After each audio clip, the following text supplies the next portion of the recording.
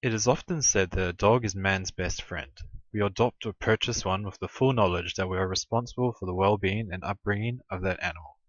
But with over 6,500 complaints of canine abuse in 2012, there is a disturbing discrepancy between this statement and how some dogs are actually treated.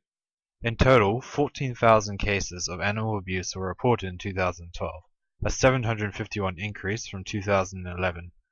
Often these animals' basic rights were neglected, such as proper nourishment, clean living conditions, and freedom to move around their enclosures.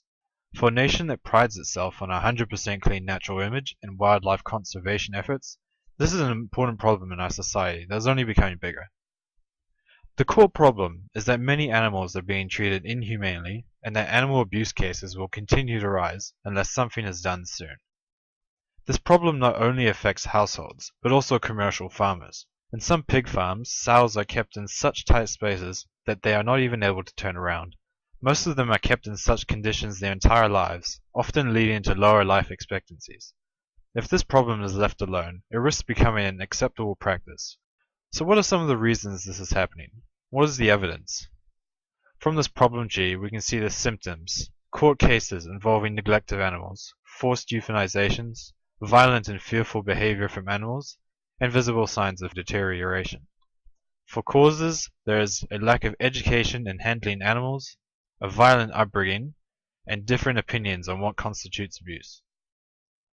For our solution, it involves using an online training program followed by an online test in order to help determine if the person is ready to take care of an animal or more than one.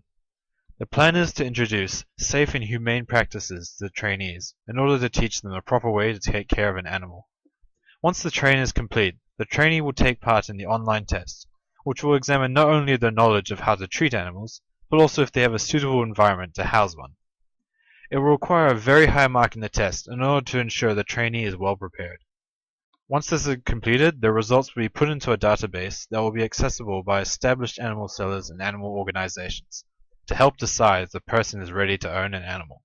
To help ensure that new owners maintain their new level of fair treatment, they must visit a veterinarian who will assess the physical and mental condition of the animal and update the owner's database accordingly.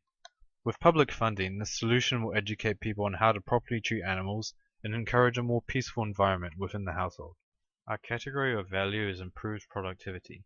With less abuse cases, there will be more time for animal protection agencies to focus on other areas of their expertise, and governments won't need to spend as much money on supporting them. Key performance indicators would include the number of complaints issued for animal abuse compared to last year, to determine the effect of this new system. Created using Powtoon.